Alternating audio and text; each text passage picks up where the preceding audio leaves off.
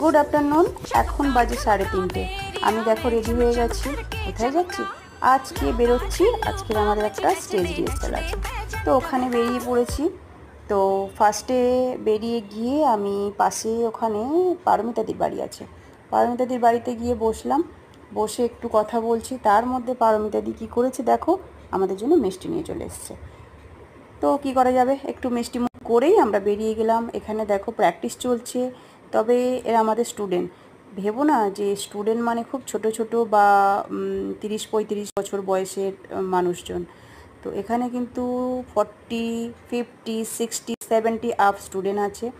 তো এনারাও ডান্স করছেন, তোমরা দেখতে থাকো, ওনাদের ডান্স আমি দেখাবো। তো তারপর আমরা একটু প্র্যাকটিস করে নিলাম। করে নেওয়ার পরেই আমাদের মোটামুটি আজকে শেষ হয়ে গেছে প্র্যাকটিস। তো চলো টাটা, পরে আবার দেখা হচ্ছে নেক্সট কোনো ব্লগে।